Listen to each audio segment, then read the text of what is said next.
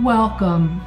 I'm Dr. Joni Carley, the convener of the United Nations Unitive Cluster and a member of the Deep and Rapid Transformation Convergence Core Team, and I also serve on the advisory board of the Sadhguru Center for a Conscious Planet, which is headed by our guest, Dr. Balachundhar Subramaniam. I know we're also all in for a fascinating conversation because I have the privilege of working with both of our speakers. And this is the first time that they're going to be bringing their brilliance together. And I'm so excited to welcome you. We're having today a dialogue that we're calling From Self to Source, Advancing Consciousness Toward Collective Unity. We'll be exploring unity both as a scientific concept and as a lived human experience. The scientific perspective on consciousness will come from a cosmological, biological, and neurological perspective. And lived experienced perspective will come from our speakers connecting the dots between scientific frameworks and our social realities, and then connecting those dots with inner technologies, including meditation and spiritual practices and wisdom teachings. And we're also going to tell you about a very exciting conference coming up in October of 2025 with Sadhguru at Harvard Medical School, where Jude will be his plenary dialogue partner. We're very excited about that. So we'll start our dialogue with Dr. Jude Currivan, who probably needs no introduction for many of you listening to this. She is a cosmologist, a planetary healer, a futurist, an author, and co-founder of WholeWorld-View. She was previously one of the most senior businesswomen in the UK, and she is a lifelong researcher into the scientific and experiential understanding of the nature of reality. And as a leading-edge scientist and the author of 7 books, Jude's research brings consciousness and universal wisdom teachings into a holistic worldview. Jude, talk to us about consciousness. Well, first of all, Joni, thank you so much. It's wonderful to be with you. And Bala, it's a delight to be with you as well today. Thank you. Really, Joni, I think we're going to be exploring both and, aren't we? Because there is no separation in that sense between human consciousness and universal consciousness. And while, universal consciousness, which I'll speak to a little bit now, is the emerging understanding that our universe is innately consciousness, and that mind and consciousness therefore aren't something we have, but literally what we and the whole world are.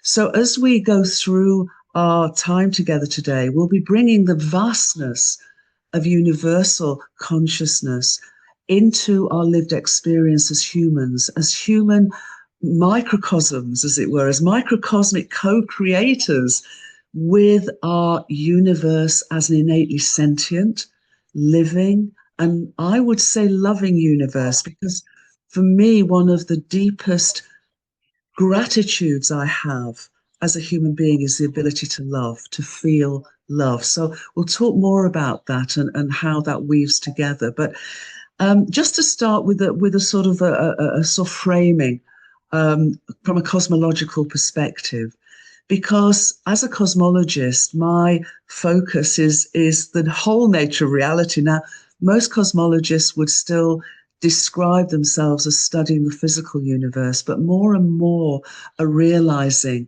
that we cannot understand our physical universe unless we see it as the appearance of something that emerges from deeper realms of causation and essentially cosmic consciousness and intelligence. So what we're finding, and we're finding this at all scales of existence, this is really important. We're finding it from subatomic scales to the whole of space-time. We're also discovering it across many fields of research, from cosmology and physics, but chemistry and meteorology and evolutionary biology and systems theory and all of the and neuroscience. And so Bala will be speaking at that sort of more of a human level.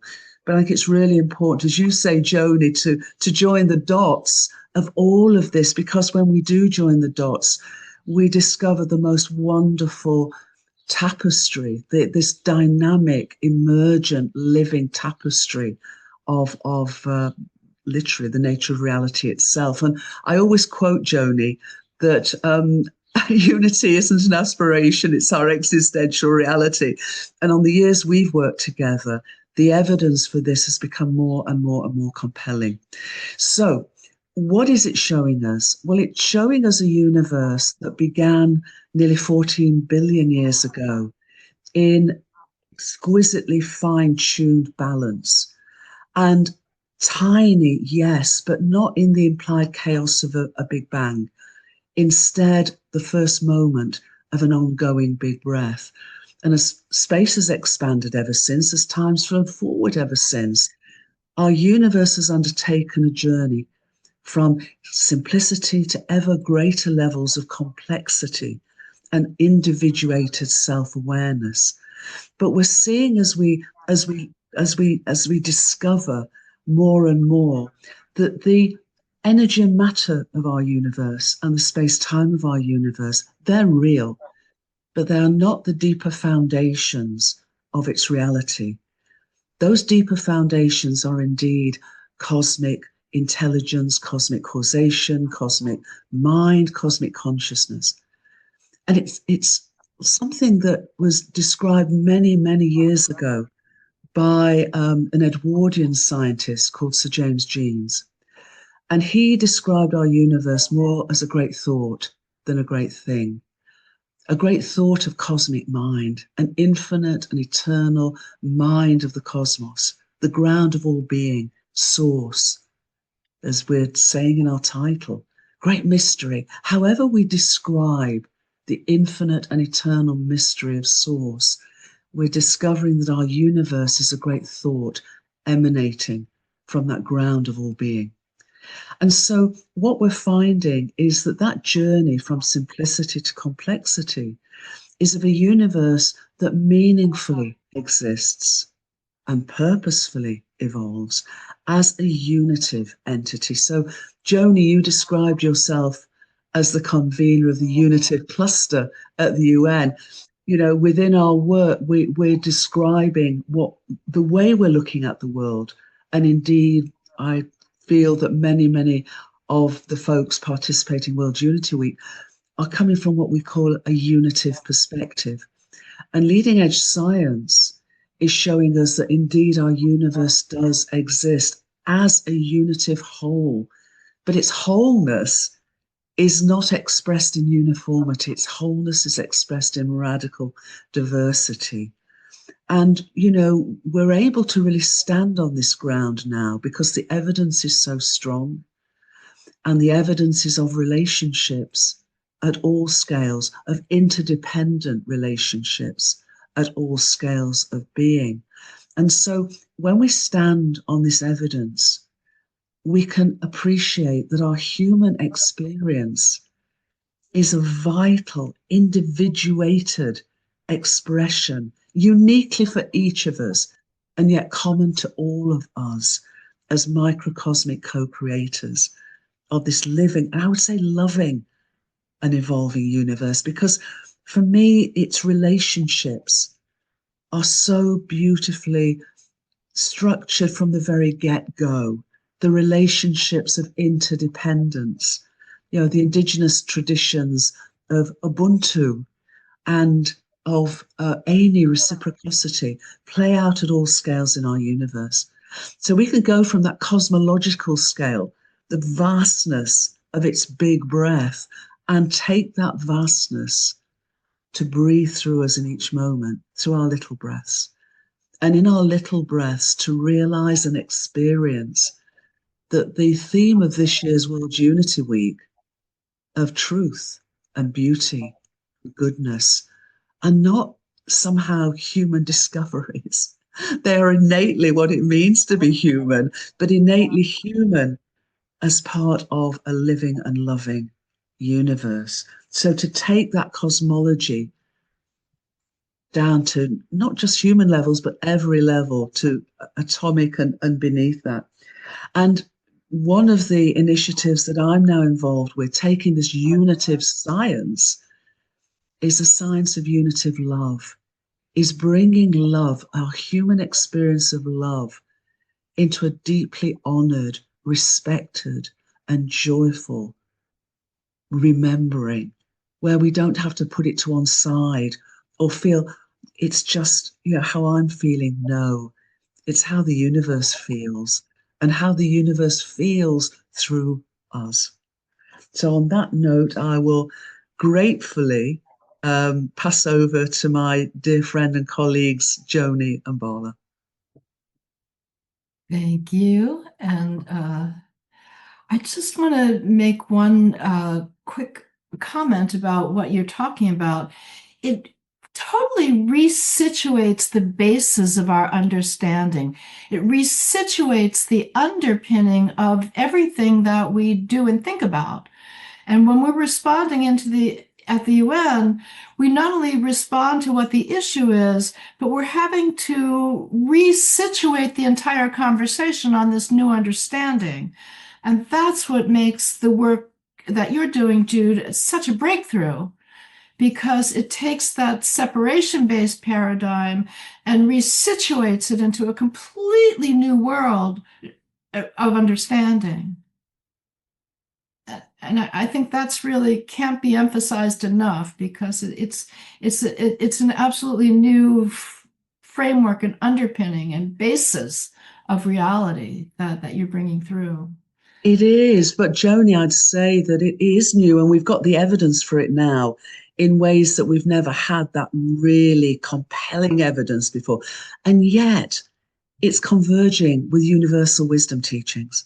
It's converging with the tradition that Bala is so deeply steeped in. The ancient traditions of India, of Vedic wisdom, were saying this thousands of years ago. In fact, when I was growing up as a small girl and having multidimensional experiences and walking between worlds and literally directly experiencing reality in this way, it wasn't my teachers I could go to or the science that I was beginning to be fascinated by. It was the Vedic traditions. It was the writings of the Upanishads that were speaking to me in a way that was saying, you're not crazy. So many of us were seen as fringy, right? Woo-woo, airy-fairy, fringy. And, it was based in the ancient knowledge and now based in current science. And with that, I want to move on to Dr. Balachundhar. He is the director of the Center for Anesthesia Research Excellence at Beth Israel Deaconess Medical Center. He's an associate professor of anesthesiology at Harvard Medical School, and that's where he leads the Sadhguru Center for a Conscious Planet. He conducts research in meditation and its effects on sleep quality, neuroinflammation, brain performance, and other health concerns. So Dr. Bala, what can you tell us about consciousness from a physiological and neurological perspective? Yeah, it's great. Thank you, Jude. It was just fascinating conversation and how you describe consciousness as. But I'm more grounded in where I'm at right now, right? You have to come and meet me where I am at so you can walk with me towards where you are currently. That's what my master always talks about. That is Sadhguru, who's, of course, on the background there. So my journey into this started with my own experiences when I took, something bad has to happen in everyone's life for you to turn inward and start looking at yourself much more deeply. So which is what happened in 2009. And so we were trying to figure out what is death and why now, why this person, and asking deeper questions about that. And if anyone answers those questions, that has to settle you down. So we weren't getting those answers that settles us down. So eventually, when you started listening to Sadhguru, that made a lot of sense. It's as though that I had this knowledge within me, was just dusting it off and just bringing it to the forefront. So, in medical world, we talk of consciousness as something that emerges from brain. And we just say that, okay, it's more of wakefulness. So there's a definition problem between the medical world and also the rest of the world, how, people like you in the wisdom traditions, how they describe consciousness as. That was very difficult for me. I asked a very innate question way back in 2012, how does anesthesia induce unconsciousness? And Sadhguru said it only takes away memory. Consciousness can never be touched by anyone. So that was where I was like, oh, that's not the way the medical world thinks of. And so there is this definition problem. Over the last 12 years, I've figured that neurologists, anesthesiologists, and every other medical field thinks of consciousness as something that comes out of the brain. So from there, at least my understanding and our research has evolved from that to working with other people who are in this field to recognize that brain is just a tool. And it's a tool that we need to finesse it really well in a way that we can actually be in tune with everything that is around us. And when that happens, when you synchronize everything, that mind, body, energy, and emotions, then suddenly you're becoming more perceptive. When that perception is enhanced, you go beyond the usual mind-body experiences. And when you go beyond that mind-body experiences, like the one that I'm very curious to know about your own experiences as a child, you get to those experiences. People use psychedelics to have some of those. We have also seen that in our research, people who take some of these retreats, in my research field, it's Baba Spandana program, or it is Samyama, where 70% of the people seem to have this very deep experiences that goes beyond the body and the brain or the mind that we know of currently. And when that deep experience happens, suddenly there is a shift. And the shift is something very deep. It's a slight shift. And then the way we perceive and interact and exchange with the world is very different. That is my personal experience, how I've evolved over the last 12 years. And many people do say that, how these experiences have ask them to go. So while what you're saying is your own personal experience combined with the scientific background that you have, for other people who may not have these experiences, it is just an intellectual exercise, and they may even get bored about that. So what? For me, this is real. Life it is what is happening now. So it's very important, I think, for them to have these personal experiences to feel that. So when you are in tune with the environment around you, your perceptions is enhanced and the experience of the world is enhanced. And potentially you're opening the doors to have these experiences that you're describing. And when that happens, then my master says there's no reason to tell people about moral codes. Then humanity is what is overflowing. You don't have to teach compassion. Compassion is a consequence. And suddenly you feel that they're like part of your hand. Everybody is like, either little finger, ring finger, middle finger, whatever. And so you're not going to go destroy them, right? This is so important in the current world that we live in, for people to recognize that we're all one and we're all interconnected. What happens to me, can affect you. Not only that, what happens to me can affect multiple generations and the way they interact with your generations, etc. So it's intergenerational trauma. So I do think that we need to give people that personal experiences of what you're talking about. And the only way to make that happen is to sharpen your tool, that is the brain, and be in tune with the world that we live in, and enhance your perception. And then experiences really will be the anchor for us to go forward. And how do we transcend our conditioning to be able to do that? I mean, if that's a question for me, right? I'm also very familiar and also fond of Jiddu Krishnamurti, who's spoken almost 100 years ago. And these recordings are all in the YouTube, where he talks about conditioning. The word conditioning actually he uses. The way he describes is we're all conditioned to procreate, protect ourselves, and take care of ourselves first. That's the way we have evolved. It could be from the way we evolved from a single cell organisms to now, and all that memory is ingrained in you. And Sadhguru also talks about that in multiple ways. There are 7 or 8 different forms of memory. And all that is so conditioned within ourselves that we may not be even able to, even if you recognize that this is not the right thing to do, we may not be able to change that. That free will is not there unless you raise that consciousness level of within ourselves, the awareness within me. It's like, a light bulb goes within me. With all the yoga practices that I've been doing, that's how I feel like you travel from one end of the spectrum to another end of the spectrum, where there's a bright bulb that is within you and flashing within you and telling you exactly how you feel.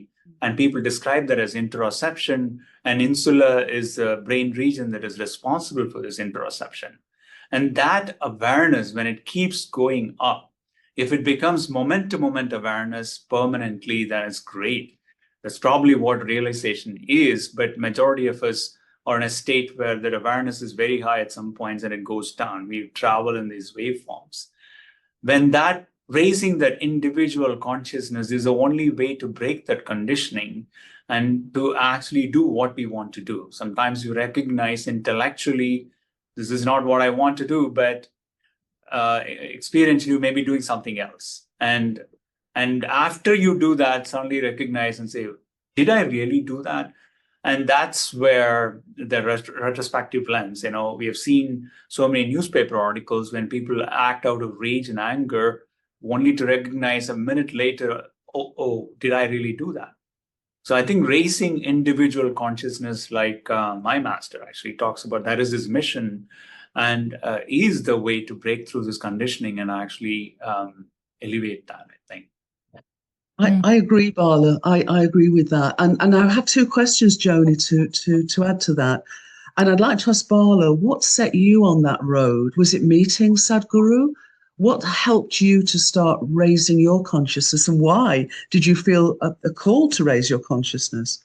And then I'd like to sort of just take a step back and posit a both and approach to this. So I'd love to hear what you, and Joni, if you'd like to add to that as well, but I'd love to hear Bala's response. Yeah, so, my wife was pregnant. She was 38 weeks, and my mother-in-law was supposed to come and help us during the delivery, and she was supposed to come a week from that time. And I think she took a trip, a sacred temple trip, and that during that trip, out of 8 people sitting in the van, she was the only one got killed in an accident where the van rolled over and nothing happened to other 7 people. And my wife was depressed and she was trying to find answers for that. And I was like, I don't know, death happens and there's not much. But the answers we were seeking were why. She was only 59 then, my mother-in-law, and she was seeking why her, why now? And I think there's no real world answers for those kind of questions. Maybe it's not the right question to ask.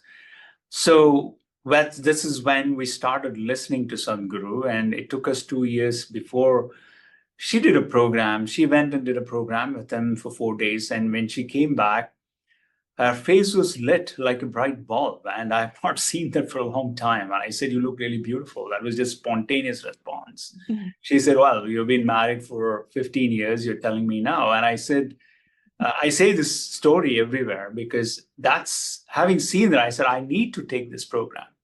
So I took the program the very next year with Sadhguru. And what came out of 4 days, after 4 days, distinctly I remember, was I was just laughing for 4 days continuously with no breaks. Everything was just such a pleasant experience. And that still stuck to me, like, when was the last time I was so happy every moment of 4 days? Forget about, months on end, but even for 1 day was like 4 days continuously. And then after that, multiple things happened. I was just like a little curious boy. I went and took so many other programs. My experiences exploded. And there are several things, you could feel the full moon, and you could feel it in such a way there's an energy surge within you.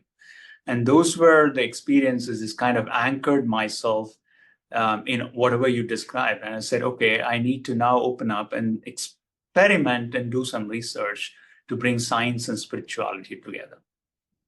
Thank you, Bala. Thank you so much for sharing that.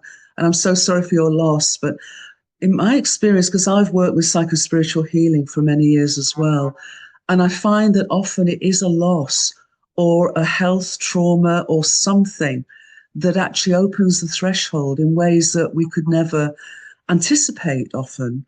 And I think that is a beautiful story. That's that beautiful journey that, you're on, your wife's on, we're all on. And my sense is it's the both and. I agree wholeheartedly. Direct experience is like, the gold standard. We cannot really fully appreciate this without forms of direct experience. But I would also say that our journey collectively to this point has been one of a collective secularization of our worldview. And that worldview has been based primarily for the last 150 years on a 19th century science of a mechanistic universe, a universe of separation, devoid of meaning, bereft of purpose. And so even though our story goes back more deeply than that, I would suggest, as studying this sort of, our collective psyche over thousands of years, certainly over the last few hundred and progressively even over the last 100, we have disconnected, we've effectively dismembered our perceptions, our psyche from the deeper wholeness of the world. So bringing that back in, and in a way that is grounded in scientific evidence and is convergent with universal wisdom teachings. And those universal wisdom teachings, as Sadhguru so beautifully guides, is grounded in direct experience. For me, it's a both and. And grounded in joy. That's one thing. Grounded joy. He's always good for a laugh. And I think this comes into the trauma of separation, the separation mythology. And so many of us who, I also had a childhood full of spiritual experience that had no context, no way of really making any sense out of. And it goes back to that concept that you brought up, Dr. Bala, of interoception. And that's that internal sense, that bright bulb that's within us that gets so covered over by the delusion that we're competing against each other, that, it's a either or, that you're bad, this is good, this is important, this isn't. And we get into this disunification that is so painful. And so that's part of our work now, is healing this trauma of separation. And I'd love to hear both of your thoughts on that. How do we transcend this old mythology? We've all written and spoken about this, and yet even so, we're still trapped in this cultural morass that's been so for millennia, and as you say, exacerbated in the last 100 years, and now we're at this threshold of stepping into this new paradigmatic reality, situated on the new unitive narrative, situated on a new paradigmatic basis. So how do we manage the trauma of the separation? Because many of us are still kind of dusting ourselves off from the pain of having walked this very different idea of what reality is. Even though we couldn't name it for all these years, we still carry this trauma response. Can you both speak to that a bit? Bala, are you happy if I just go ahead, Jude? Yeah, go ahead, Jude. Okay, fine. I'll do it. Again, Joni knows this, Bala. I'm a both and girl rather than an either or. So I tend to see things in ways that are inclusive. And so I would suggest that if we're talking now really about remembering who we really are and who we can consciously evolve to become, but we're weighted down by the trauma that we've dragged along with us as part of the journey of perceived separation. And I'm not into a blame and shame game, because my sense is that, again, if we look at the sort of past few thousand years, we've walked a journey of ever greater levels of individuated self-awareness, to a point where we do appreciate that we're each unique microcosms of universal consciousness.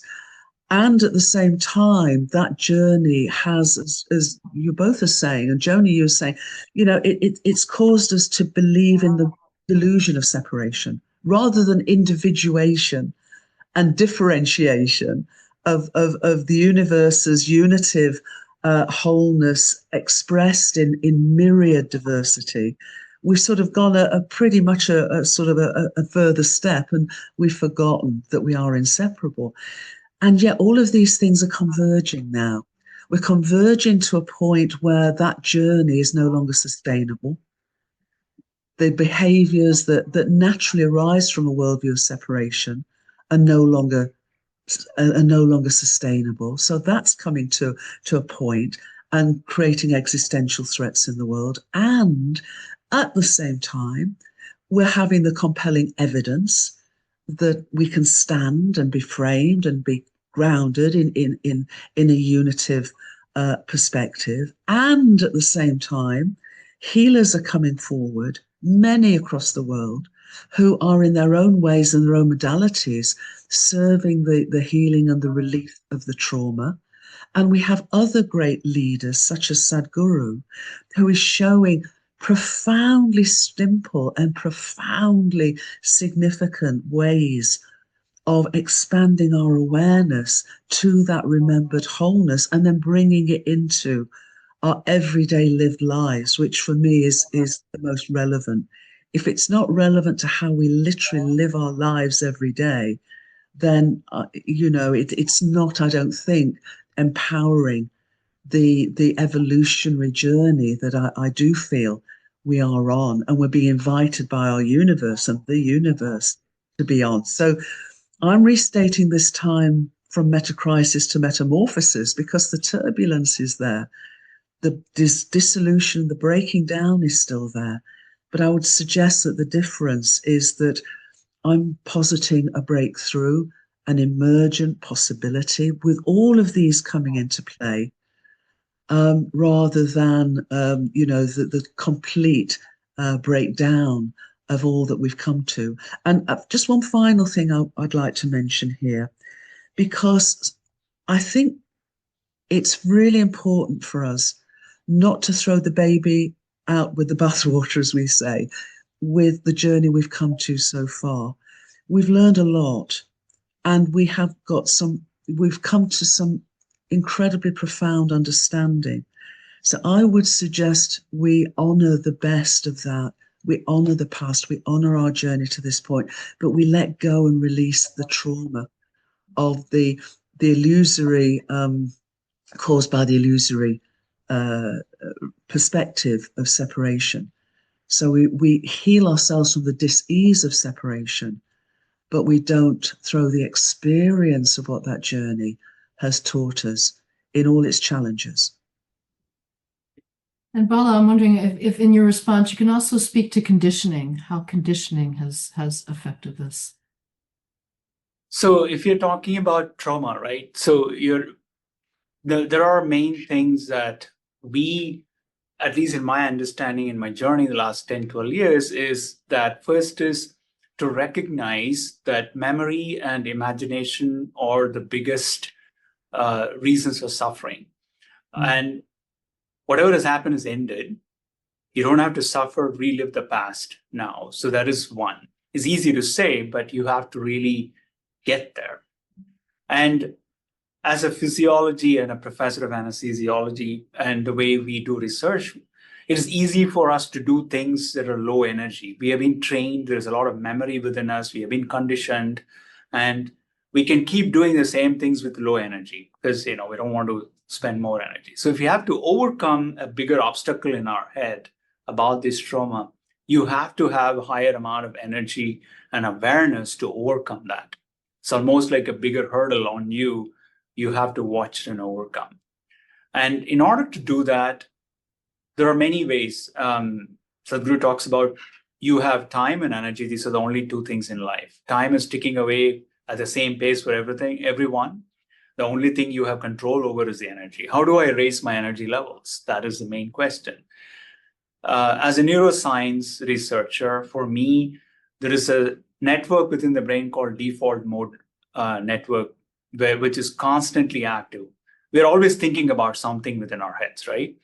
In the back of our head, something is constantly going on. And this default mode network is on, as you may know, that brain uses almost 50% of oxygen that is supplied to it. And so you're basically using twofold than other parts of the body. And now when you have this constant default mode network activity, even you're using more oxygen. So you're basically no energy to overcome this kind of obstacles within you. You are self-defeated before even you take the next step of how do I overcome this particular feeling that I have within myself. So you have to elevate that energies. One thing that all wisdom traditions teaches you is to watch your breath. And it's, again, not easy to do. But if you know how to get there, it is almost focusing on a particular task, that is watching the breath. And the default mode network shuts down and your energy expenditure goes down. This is the neuroscience reasoning behind why people ask you to do what they want you to do. So when you cultivate awareness like that, and when we preserve energy this way, you can overcome these conditioning aspects and then get beyond that and get past it and actually understand that memory is what is killing you, because the event is over. You don't have to relive that and suffer from that. The one thing I also mentioned in the TED Talk that we just recently gave is what I've learned, if any, from these traditions and practicing is I do have my own blind spots. I fall down many times like everyone else, but the recovery is important. You can immediately get up from when you fell down, dust off your back, and walk again. You're not defeated. And that is what is Sadhguru jokingly calls it as, riding the waves of life. And if you don't have control about what life throws at you, but if you can ride it with these cultivation of awareness and energy, you can definitely overcome the trauma. Thank you. Joni, I'd just like to ask Bala one question about emotional intelligence in addition to cognitive intelligence, because obviously what we've been talking about is modalities of transcending the conditioning of the memories and the runarounds we have in our heads. What part do you consider is played by healing trauma and increasing emotional intelligence and increasing, that level of, because as I mentioned earlier, I'm working with the science of unitive love to really bring into the universality of relationship into a felt relationship with each other and ourselves and the whole world that we're calling love, or the science of unitive love, soul. Right. My understanding is there are two ways to react to any situations. One is to act it out. The other one is to have control over it, where you restrict and refrain, right, from whatever that may be. It could be anger and lust. These are the two most powerful emotions that people have. And you can just act out those, or you can actually have control over that with for example, the dorsolateral prefrontal cortex and its effects on the amygdala, which is responsible for those reactions to the emotions. So that, I think, when you cultivate actually the emotional components, the reactionary emotional components go down, and you're able to navigate with this established track. It's called established connectivity between the dorsolateral prefrontal cortex and the amygdala, where you can actually navigate your emotional responses very easily. So that is, again, you cultivate that. I think that's where, again, neuroscience provides enough evidence for that. So this one. Second is, we've also done research and we have published where we've shown that the interpersonal relationships at home or at work just goes multiple fold high when you inculcate this awareness and energy within you. And so then your ability to navigate the world becomes much easier. And your expectations go down, and you just look at things the way they are, and you treat everybody for the way they are. You don't have your own interpretations about, oh, this person is bad, this person is good, this person is beautiful, this person is not beautiful, etc. you start appreciating about each one of them, what they are valuable for. And so that interpersonal relationships really, really goes up multiple fold. That's what we have shown.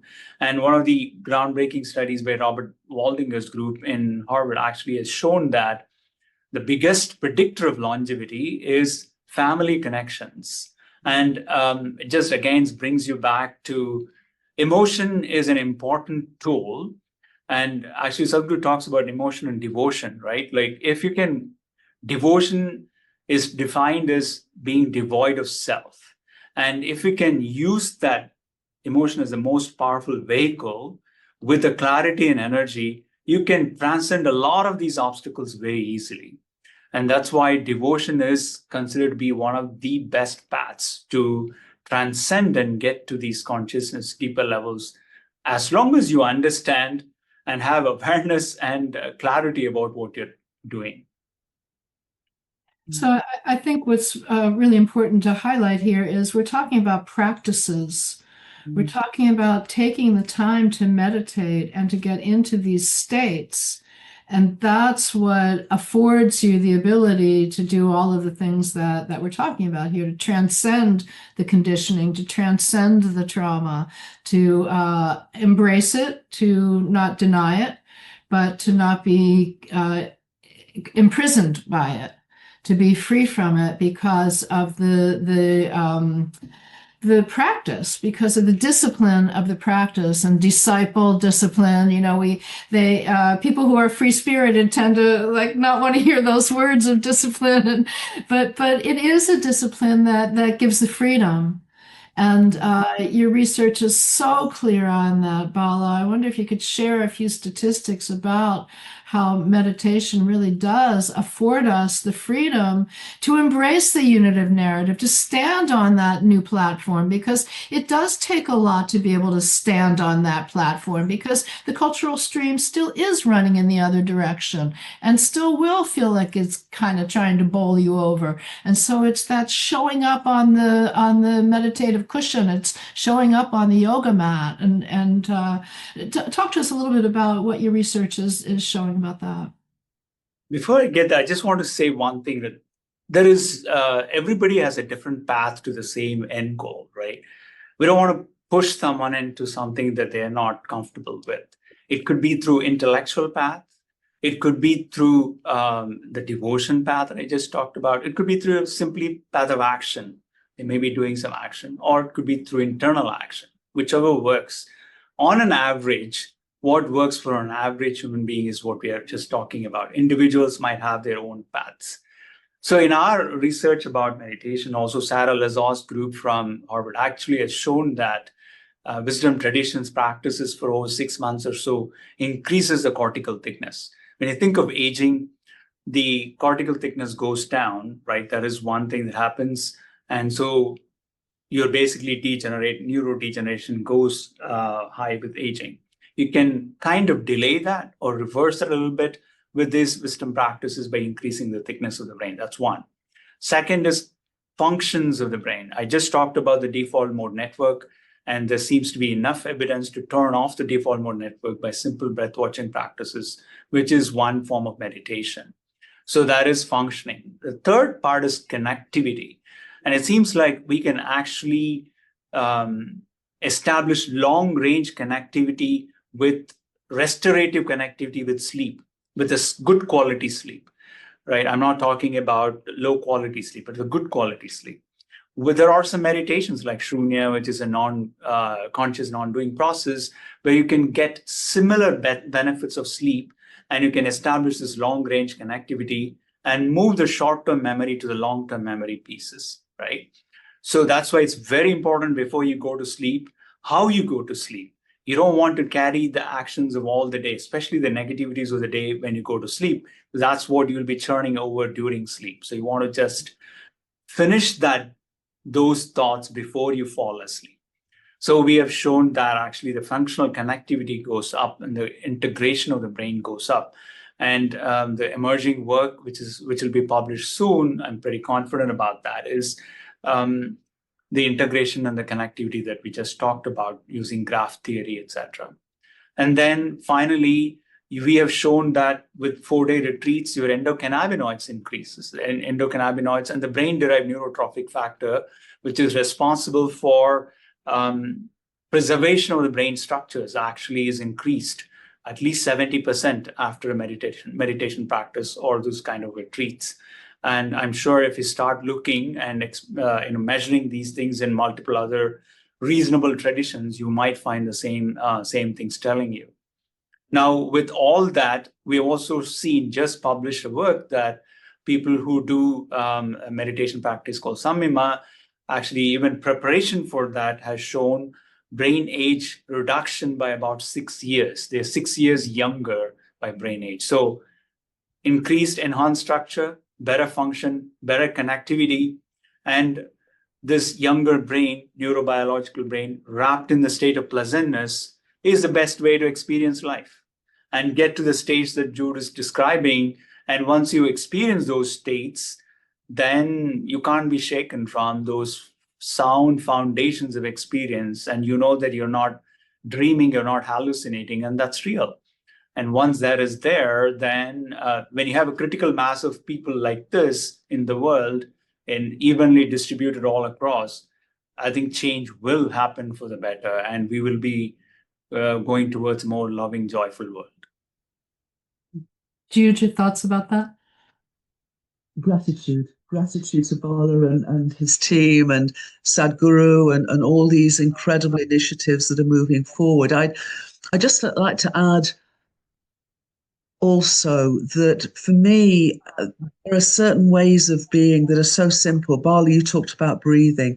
That's true of all the traditions, that focus on our breath. I talk about, the big breath of our universe, breathing through our little breaths in each moment. So that's another way of recognizing that. And of course, the ancient Vedic tradition, the Sanskrit for breath is the word for spirit, prana.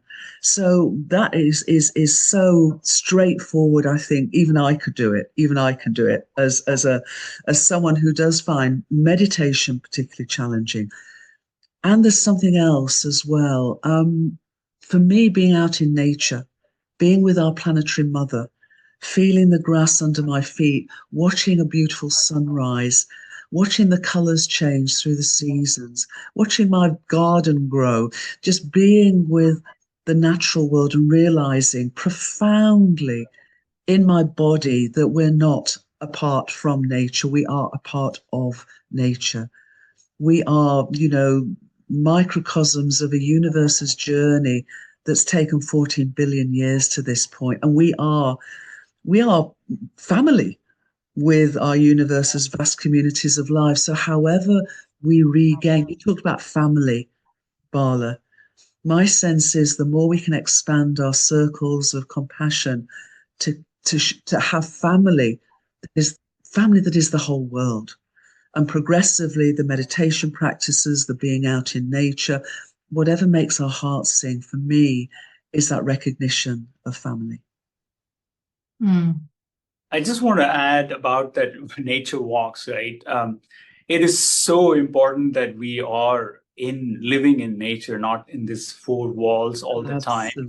Absolutely. Actually, people have started, it's weird, but people have started prescribing nature walks, spending times in nature as a way to treat our psychological diseases. That's become like, in a way, it looks that it's kind of a reminder that this is what we should be doing in the first phase, but it's being given as a prescription.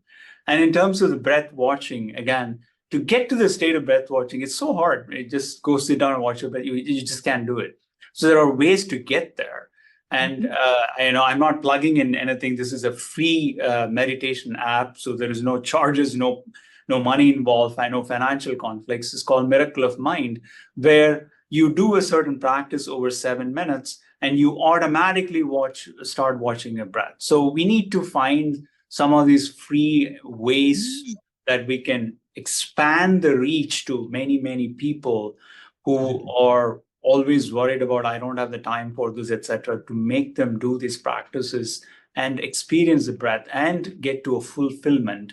I think naturally that's what we are seeking. We're seeking the fulfillment.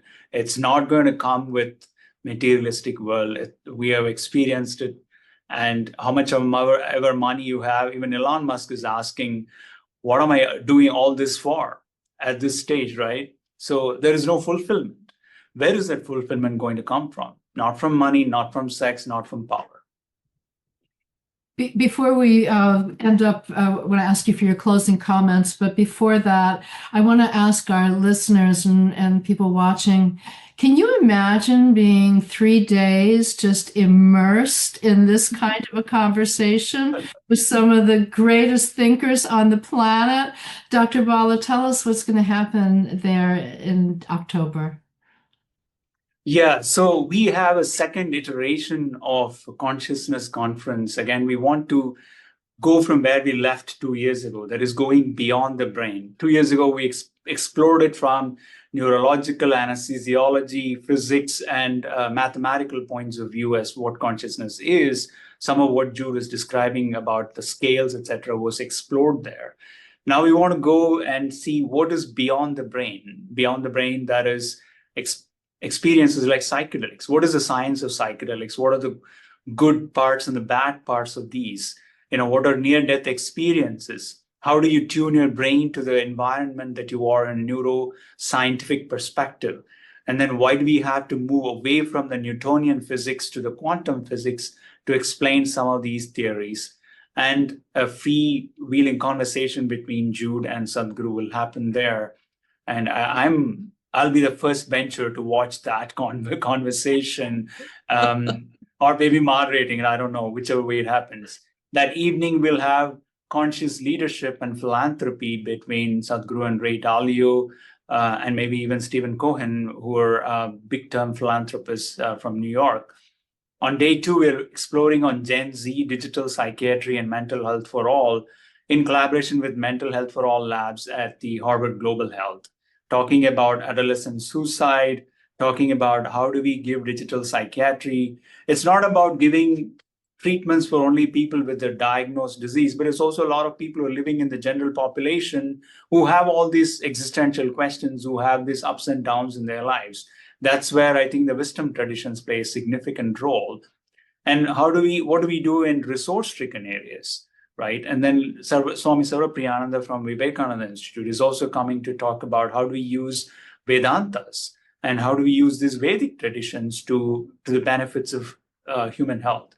And that evening will end up with a conscious space exploration and human potential with Commander Suni Williams, who was in this space stranded for many, many days. And Dr. Kavya will be collaborating and moderating that conversation. She's from NASA. So yeah, I'm looking forward to seeing these conversations. How can people attend, and can you tell us? Yeah, the web pages will come out soon, and we can pass it on to you, Joni, and you can spread it to your listeners. And in the meantime, you can stay up with the Sadhguru Center for a Conscious Planet. With the newsletter, yeah. Just by Googling it, I'm as this goes out across the world, we want to give away for people to come back. So the website for Sadhguru Center for a Conscious Planet is what? If you just say Sadhguru BIDMC, that is Beth Israel Dickens Medical Center, you'll come up with the website. BIDMC. Sadhguru, SADHGURU BIDMC.com. No, if you just Google that way, it's a very long name, so that's why I'm not giving that. But okay. We can send you some websites as well. And then that will be updated as the conference. And it's October 10th to 12th and at Harvard Medical School. And so with that, we just have about a minute or two at most for each of you to give your parting thoughts. And Dr. Bala, I'll let you start, and Jude will let you take us home. Right. I mean, we have clearly heard the neuroscience behind this. We have heard what Jude has to share about what she thinks the world is consciousness itself. And I think we have to start somewhere. So start with this 7-minute meditation that I just mentioned to you, and start this beautiful journey. For me, this is a beautiful journey that I'll never, ever give it for anything else in my whole world. And again, where they can find that 7-minute? It's called the Miracle of Mind. Miracle of Mind. You can Google Miracle of Mind for the 7-minute meditation. Jude? Thank you. Well, thank you both, Joni and Bala. And I'd like to just finish by really responding to what Bala just said. It's an amazing journey. This journey into remembrance of who we really are is wonderful and joyous. And so, the theme of this year's World Unity Week has touched my heart so much because it's a theme that is both universal and intimate. It's of truth and beauty and goodness. And that's what we've been sharing part of today. And we hope that everybody will understand how that can be embodied, experienced, reflected joyfully in your own lives, in our own lives. So thank you. Thank you both. Thank you both. And we want to thank you all for tuning in to this leg of the journey toward truth, beauty, and goodness. Not toward it, but in it, immersed in it, as we all are, and just waking up to it, which World Unity Week is all about, just immersing ourselves in what's already so and joining in community with that. I thank you both so much. I thank you all for listening. Goodbye for now.